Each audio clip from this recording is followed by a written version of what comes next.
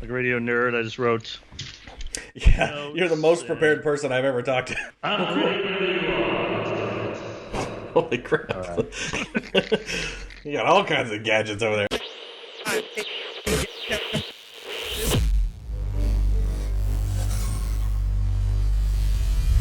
Hi, my name's Nick Steele. I host a morning show on 99.5 The Wolf in Portland, and this week on How to Radio, we talked to Eric Rowe, who is a superstar producer for the Roula Ryan show in Houston. We got 10 plus amazing tips from him on how to produce a morning show, and even if you don't want to be a producer, this is something you need to watch because it's all about being creative and different ways to change things that you know. It's such a great podcast, so if you want to get some information out of that, make sure you click that link here. This one that you're watching now is all about Eric and his journey into how he became the producer of the year for Houston. And I think you're going to want to watch this as well because he's a super interesting guy that at one point quit radio entirely, and that got him the job of being a producer. It's super cool how he got to where he is. So enjoy this and get to know Eric a little more. The first thing I always ask is, what's the first song you talked him to? But in your notes that you sent me, it says you don't remember. So first, were you a jock at first? Yeah, I small town radio. I always wanted to be in theater. I wanted to be an actor. Then I realized it takes talent to be an actor, or good looks. I didn't have that. I'm like, strike two. No, what do I do? So our local, we had WCMY. Actually, my grandpa had passed away. I went back to the farm a couple months ago, and I found his hat. I took it. You can see it. Oh, wow. That's the station, the first station I ever worked at, WCMY. Yeah. And they also had an FM station, 95.3 or something. I can't remember what the call letters. But I don't remember because we recorded on carts, and then they had this big carousel machine. You put the carts in there, and that was the automation of the day. And this is 1992 or 93. But this stuff's probably from the 70s and 80s, so I never really remember the songs. I did obituaries, so I'd have to be like, I'm just a punk kid, 19 years old or something. Frank Johnson passed away today. Diabetes. His funeral will be at Mueller Funeral Home from 9 to 11. Donate, I'm like, oh my God. It's so depressing. But I did that, and then I went, my grades weren't great. I was lost cause. Yeah. I was partying with the high school buddies. My mom passed away, so I was like, I don't care about school. This is not my thing. And then also my dad goes, hey, there's a school called Columbia College in Chicago. It's an art school. And it's like where Pat Sajak, he was like one of the most famous people that were graduated from there. Common, Kanye, pretty much anybody in Chicago, music or even TV. If they didn't graduate there, they at least went there for a few years and stuff. A lot of actresses and stuff. So it seems like it's one of those schools where I was the weirdo because I was normal looking. So, I stood out because I didn't have 20 piercings and you weren't like the artsy type. You just didn't want to go to regular school. Exactly. And it didn't. I remember Dad going, it just doesn't matter what your grades are. It's just if you get a checkbook. I'm like, all right. So score. My dad paid for it, and I'll always be grateful for that man doing that for me. So do you think that it helped get you to where you are now? I'll tell you the funny story. Well, 100% it did because I got internships. Okay. With Steve Cochran in Chicago. He was the Hot AC station, and everyone else, the cool people, wanted to work with Jonathan Brandmeier, which is Kevin Matthews. These guys were idols in Chicago, and I'm like, I want to get in, but these guys were paying. It took them forever, these other interns, to get on those shows. So I'm like, I want to work immediately, and I want to make an impact. So I'm gonna go with the Steve Cochran guy because he was new. He came from KDWB in Minnesota maybe 6 months earlier, so it was perfect. Yeah, I had to go in there, and I got to do a lot with that show. Got my hands dirty, and I graduated. I'm so smart, Nick. People always say, "Oh, Eric, you're just a great producer. You're so smart." Like, I left Chicago when I graduated. Like 6 weeks later, my girlfriend at the time, my first wife, we moved from Chicago to Bloomington Normal, Illinois, because I'm like, I got to pay my dues. Back then, it was you got to pay your dues. I thought. Yeah. Like, I don't deserve to be here. But though I wanted to be a producer from day one, I knew my strengths. I know I could do it. I could be a host if I wanted to, really, but it's just not my strength. I like being when I was in plays, I was always the supporting actor role. Yeah, I love that role. I never liked the pressure of being the main person. Yeah. Why? It's built like for you can do it. Oh God, barely. Like I never thought I would be a host of a morning show either. I just kind of got thrown into it. I was like, oh, I guess this is fine. Like I wanted to do afternoons for most of my life, and then I did afternoons. I was like, this sucks, and so I tried mornings, and turns out it worked out. See, you never know. So I left, and then I realized Steve Cocker was looking for a producer like 6 months later, and if I would have stayed, I might have had that job. I know guys that had that job, and now they're working in like Baton Rouge. I worked part time at WBNQ. And full-time at Orkin Pest Control. Really? All right, so you did have to keep the two jobs down then while you're working? We still use the material today on our show about me working at Orkin, the crazy stories I do, sleeping underneath people's houses and crazy stuff happening. So then I did that, and my dad got sick, so I went back to the farm, worked on the farm, the family, and I worked at a button factory. If you ever wore a button that said, vote for Nick for president, the button with a pin? Yeah. Homemade case things you make, those machines. Yeah. My job, I had a big pin inserter machine, and it put the pin into the disc. That was the job. This machine would be so loud. So I did that for like a year and a half, 2 years. I was not in radio. My dad's probably like, I spent $60,000, $80,000 on you, and you're doing this for $300 a week. What does that entail then? So it's just the machine that puts the button on the thing. So you just hit the button, or you have to like push it together, or? Well, I mean, you keep it going, but if it breaks, a disc, because it's like aluminum. Yeah. It breaks. It is stuck. I got to take pliers, pull it out. I got to fill the machines with pins. The bad pin. Oh, it was it was a bad job. Sorry, I don't want to curse. Sorry about that. No, you're fine. But yeah, so I was doing that and working on the farm, paying my dues. But I had a book. I had the booklet somewhere. And I was writing jokes and just always, always having content. Jobs. Yeah. Then once my dad passed away, so he never saw me in radio. He never probably thought I was a failure, but he never let me know it. And this is the weirdest story. So I'm doing that job. My dad passed away. I'm not happy. I'm miserable. I got a baby, which I'm happy for that. It's pressure making $300 a week. That doesn't really pay the bills. And it wasn't like 1964. This is 1998. Yeah. 99. So I was supposed to go to work. I couldn't go to work because I sneezed and I think I crapped my pants. I'm like, oh my God, what the hell just happened? I'm a grown man. I think I crapped my pants. I can't go to work. I told my ex-wife, or wife at the time, I can't go to work today. So I drove. She went to work and I stayed home. I went to a website called allaccess.com. I heard of it. And I saw a job for a producer in Dallas, Texas, for the Bo and Jim show. And I'm like, all right. I called them up, sent my stuff, and this consultant named Tommy Kramer. He did Hudson and Harrigan shows. He did the shows in Dallas and Houston, and he worked with Clifton. I forget the big top 40s of the 60s and 70s. Yeah. He goes, well, let me talk to you. So I'm supposed to be running that pin inserter machine. I got it on because it's really loud, and I stuck over to the phone, talked to him for like 40 minutes. They booked me on a flight, flew me down for 3 days to try out. I booked the mayor because that's when the Dallas Stars were playing. I got them ideas, and they seemed to like me. So I'm going there to the airport, and I'm like, well, when do you think you're going to find out, sir, when you're going to hire somebody? And he's like, well, really like you. I'd like to hire you. Would you like to come aboard? I'm like, what? I'm going to finally get paid. It paid me $30,000 a year, but I was making, remember, $19,000 a year. Yeah. $20,000. I'm about to make $10,000 more for my dream job. And I was a big Cowboys fan, so it was perfect. Oh, perfect, yeah. Dallas. I've always wanted to be in Dallas. I just remember getting that airplane crying. Like, holy crap, man. I'm not a religious person at all. Yeah. I wonder, man, did my dad pull something off for me? Because I had no luck. And all of a sudden I had it, and it just took off from there, man. I just worked my butt off. Yeah, you've stayed in Texas pretty much the whole time since then, right?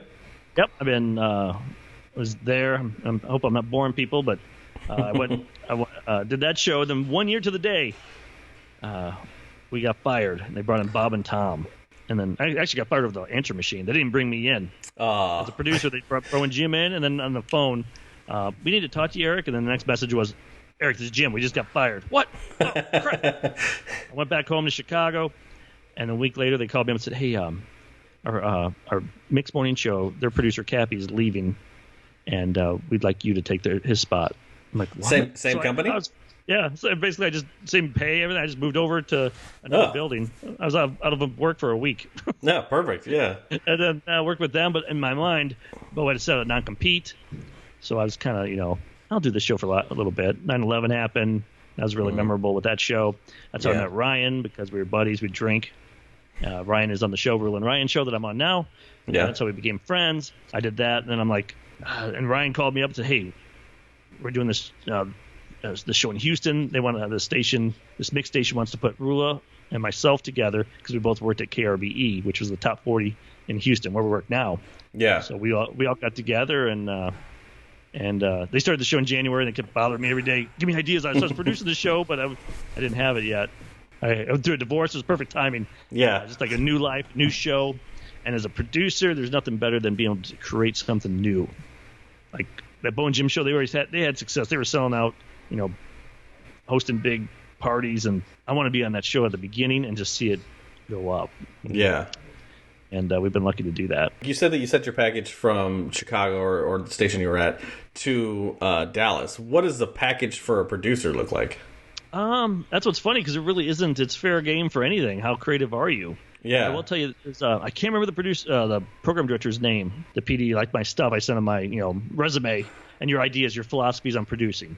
Oh, okay. And then, so what he did is this guy said, here, buy 2 USA Todays, take one and just think of as many ideas as you can from every page. I don't care if it's anything. It could be a car ad. Think of ideas. So I went nuts and I wrote every page, and I sent all that material, and then the real USA Today, so he could have it and kind of look and see how my right brain, left brain thinking worked. And I don't know who that guy. I asked Mike McVeigh today. I texted him because I wanted to give that guy a shout out. I forgot his name and who the PD was, but I love that, and I do that with my interns. I want to see. That's how I can tell where your mind is. I'll ask people.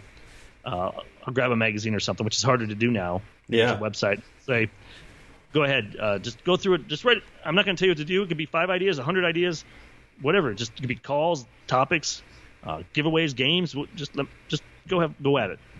You have carte blanche. That's a good idea just for practice if you want to get ideas and you don't think of yourself as like an idea guy, or you can't think of ideas to think about or some like topics. That's an interesting, practice, a mental practice to go into a magazine and try to just pull out some stuff. And I think that's helped me have an edge over others in this business, because people are like, how'd you come up with that? I'm like, well, just creativity is not something you're born with. Yeah. Nobody just wakes up like, and you're the most creative, but you have to work at it. Yeah. It's like a montage, like a Rocky montage, is you flipping through magazines. That's my big thing. Big build up. All right. So you've been with Roula Ryan since 2006. Is that what you said? Well, 2003. 2003. Okay. We got let go in 2005. Okay. Because their KRBE was their morning guy left to go to our company to do just talk radio. They said, we're like, you're not going to pay him 7 figures to just do AM talk. We know you're going to be taking our gig in a few months. So we just kept kicking ass. We had great ratings because we knew our time was limited there. So we had to sit out 9 months and see what would happen. Hoping we had some offers at places, and we could have probably left to go to anywhere, but we wanted to stay in Houston. We thought we made a name with our show. Yeah. The ratings showed it. All of a sudden, Kid Craddock called me the day we got fired, because it was that day we went to Roula's bar or restaurant their family owns. The oldest seafood steakhouse in Houston, by the way, Christie's Seafood and Steaks. If you're ever here, come on by. And he called me up, Kid Craddock. This guy, if you don't know who he is, I feel bad for anyone out there. Google, look him up. The guy was a freaking genius. Not only could he create, but he was a great business person. He made more money on business than he probably did on radio, and he made millions in radio. So that is a tough line to cross over. I feel like a lot of us have no idea how to do business. Yeah, I suck at I suck at business. So it would be. He learned. Yeah, he did a thing where he had a prep service. He started a Bitboard, and in his clause, he had a friend that owned grocery stores, and he said, put this in there so if they ever sell it, you get paid a percentage of that as well from their IPO or something. I'm not a business guy, but basically they sold it to him. He made millions for it, or when he sold it to them. And then they sold it to MJI sold it to Premier or something, and then he got a piece of that as well. So he's like, Eric, I made more money off that second sale than I was making them on air. Yeah. So, this guy was a genius before his time. So, but he called me up. I'm like, what? He's like, Eric, come help me out. Just tell jokes, write ideas, just be in my ear. They have earpieces, I have bees on their show. Oh, really? Yeah. So he's like, just come here, I'll put you up. They put me up. I'm like, okay, you probably put me in a hotel. They put me up in this high rise in Los Colinas. My neighbor was Bill Parcells, the coach of the Dallas Cowboys at the time. Yeah. I'm like, what the hell? I think he paid me like $7,000 cash a month. Wow. Free place to stay. My son lived in Dallas. Perfect. And I could stay as long as I want. He's like, just do whatever. And I was telling him, and he'd get mad at me sometimes. He'd be like, Eric, I didn't hear you in my ear. I didn't hear you in the headphones. And I remember I have all these great ideas and that. And he goes, yeah, Eric, we don't do that anymore. We don't do call generators. We don't do topics with phones. Really? But this was 2000. He's like, I did that in the late 90s and early 2000s.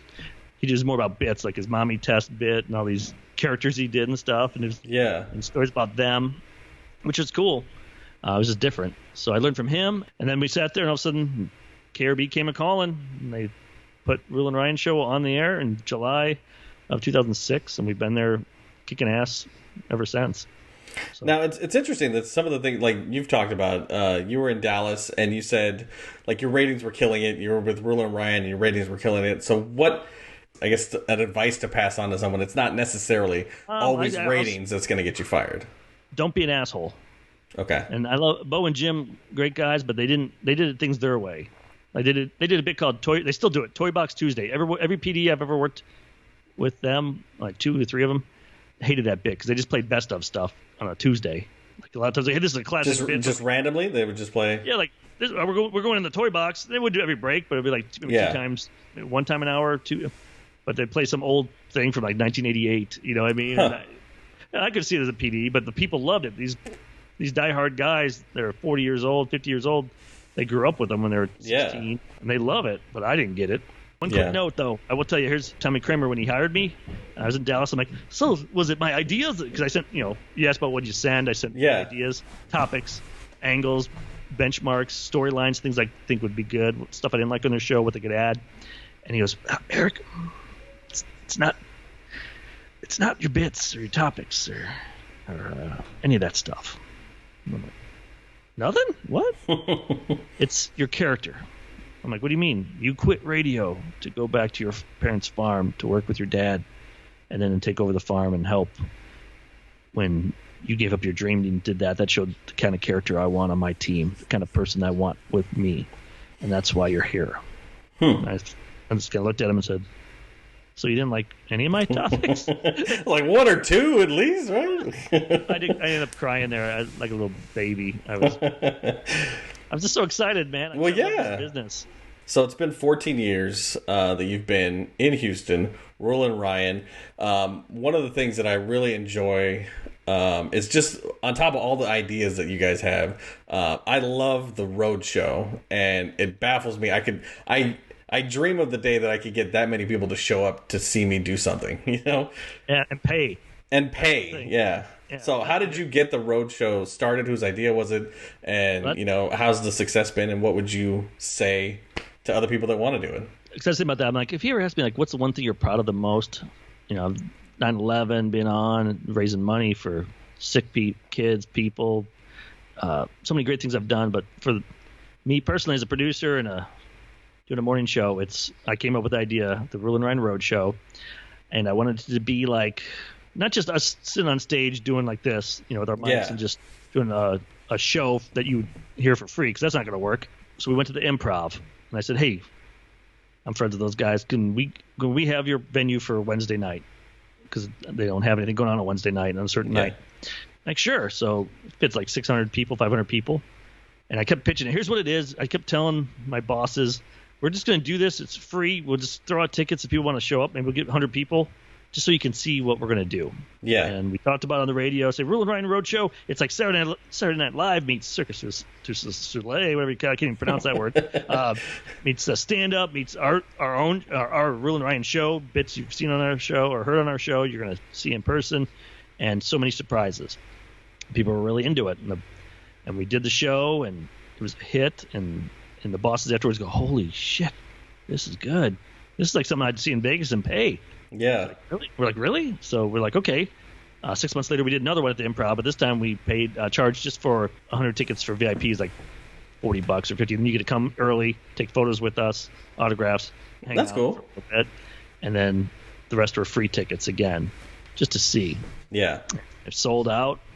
They made a little change on it, and we're like, oh man! If you get a chance to type in Roula Ryan Roadshow on YouTube, you'll see some each year you'll see like little 2-minute montages of stuff. Yeah. And then we went to House of Blues, and it just kept getting bigger. We did two times there, and that was $40 a ticket, I think. How far into doing the Roula and Ryan show did you start the roadshow? This is our 5th or 6th one we've done. So by like 5 years ago, 5 or 6 years ago. So you had a good 9 years into the market before you decided to pull that trigger. But I would recommend anyone do it earlier. Try it out at it could be anywhere, even a hotel. So you don't have a comedy club, go to a hotel and get their, especially now, hotels are going to need. Oh yeah, that's true. Help get their ballroom, put up some risers, put seats in there, and sell it to some of your giveaway to some of your clients at your stations. Try and get them back. Say, hey, we're doing this show. We'll put you in the commercials on the social media. We'll get you plugs, all this stuff, and you can do a show there. For us, we did House of Blues. Then we did the Smart Financial Center, which the night before was Kiss performing on that stage. Oh, jeez. So I mean, this is like one of the fits like 7,000. We didn't fill 7,000. We still want to keep it. We wish we could fill with 5,000 people. Yeah. Like 3,000 people. Wow. Wait, 3,000 people show up to this now? Yep. Oh my God. The last two, and then we sold it to sponsor. We had a plumbing company wanted to sponsor it, so we would do a funny skit at the beginning, like on the screen. We did with the plumbing. We made it fit. How can I make this entertaining? And at the end of every show, we have a mystery box. We do a games. The loser has to go in the mystery box. Like I had snakes in one. This one made these big pipes coming down. 3 pipes. Look at Mario Brothers. The pipes. Yeah. And the 3, because we did Team Roula versus Team Ryan, because we had 6 of us, so it's 3 against 3, and then whoever lost had to go underneath the pipes, and you never know who'd get slimed or what would be in the pipes. Yeah. So it is brought to you by the plumbing company. So of course, yeah. Perfect, yeah. But then we went to the Revention Center, which is big. It's a big one, but it feels smaller. But we still feel like 2,800 in there. It's just a more compact. So yeah. And if anyone ever wants to know, just producer Eric at Gmail. I can try and help you out. And it's not easy because you got your promotion team doing all the promotion stuff. I'm doing the talent, creating the ideas and making it work. So how long from start to finish do you think it would take you to make it? This show we did in September. We started working in July. Wow. Okay. July. Like I'm always writing stuff and we know what works. But before we did 2 times a year, I'm like, that's too much. Keep it to 1. Even this year, we're thinking about letting it rest. I want people to buy tickets. I don't want them to all of a sudden be like, I'll go next year. Yeah. I want them to go, oh, crap, there isn't going to be one this year? So next time we do one, they have to. That's true. You can do a Christmas special, like if you want to hold it off until Christmas, like the Roula Ryan Christmas Roadshow. That's what I was thinking about. It'd be fun to do that way, because one year we did Hurricane Harvey hit like 2 weeks before it. Oh, jeez. So we gave we lost money because we gave all the money to victims. Yeah. So station's like, we can't take money. We can't take this money. Yeah. Are you guys doing okay now that we're in this disaster that we're now? Like, how's your show handling this and dealing with it out in Houston? It's funny with Harvey though. People are still building their houses and that because of that. And that happened in 2017. But with the pandemic, with us, Roula Ryan and myself, we're all doing it. This is my this is my movie room. Just made a makeshift studio, and we're all doing the shows from our houses. But we all have mics and mixing boards and stuff. So it sounds pretty good on air. Special K and Sam, she's the newest member of the show. They're at the station taking the phone calls, but I kind of like it. I mean, I'm sleeping in. Yeah. Show's over. I just stand up. I just walk 15 feet. We get breakfast. Go downstairs. It's gonna be hard to go back. Yeah, you get to the snack room is right there. The meetings are like this with everybody. I'm like, this is how it should be. Wasting my time in meetings. After being a producer for so many years, are you bored? Do you want to do something else, or is this kind of where it is? This is where it is. We just signed a 5-year deal. Congrats. Yeah. So January, we used to talk about good timing. Thank God it wasn't this year. Who knows? Oh, same here. Yeah, we just got our job in January too. We're like, oh God, thank God. We'll see what happens. The show has never sounded better. We're more energized. In top 40, they're like, don't talk about your age. You're getting older or something. I'm like, it doesn't. I've never watched a TV show I like Big Bang Theory or Friends or Seinfeld or something, and go, oh, those guys aren't funny because they're over 40. Yeah. How much of the show do you say you have a say in, and how much of the show are you responsible for? I guess on a daily basis. A as the producer, 100% responsibility on me. The beauty of this show is there's 3 of us, so it's I always say we each get like 33% of the show. It's 2 against 1, and good thing is Roula pretty much, and Ryan, they both trust me. They know. Roula always says, Eric can write something during the break and just hand it to me. She'll read it and go with it. She trusts the topic will be good. That's nice. Didn't happen overnight. I mean, yeah. Pick a few. As a producer out there, if something will happen that you'll realize they'll click and go, wow, that was great. I trust them. Once you get that trust, there's no stopping you. So they don't think of you as, I'm sure, as a producer. They think of you as more a part of the show. Yeah. That's what's weird about, and it's funny because people think, oh, you run the show, because in TV producers have more power. Yeah, they run everything. In radio, a lot of the morning show hosts run it over the producers, which I think is the wrong thing to do. Producers not going to go get your coffee or your gopher. They're actually more important in a way because they're thinking of the whole show as a whole, as opposed to most talent. No offense to you, Nick. I've never had a producer, Eric, so I have to do it all myself. And it'd be hard for you to probably have one to let go of that. After all these years, it would be, but I would love to have another voice to contribute. So, and that's what I look at with our show. I look and I know we're going to probably do different things a little bit about like tips for producing. Yeah. I'll tell you about that. A little tease. Something I learned just 2 weeks ago that makes a lot of sense when you're producing a morning show. So now that you found your dream gig, you're producing the show, you're challenged daily, like you guys are constantly coming up with bits. Is there anything left that you want to get done? I just stayed. The hardest part is when you're number one, and they were number one like 2554 women, 1849 women, 1834 women, 2554. We're always in the top 2 or 3. Yeah. Non-ethnic, we're usually number 1. It's harder to stay on top. You spend all those times like Rocky to get up there, and then you're there, and you got Clubber Lang coming at you. You got Ivan Drago. You got all these boxers coming at you. So, some people want to do syndication. I'm helping Roula. She's doing weekends with Roula now in 50-some markets. It's more music intensive, but it's about Roula. So I'm like, Roula, it's about you. Cool. So I'm helping her do that show.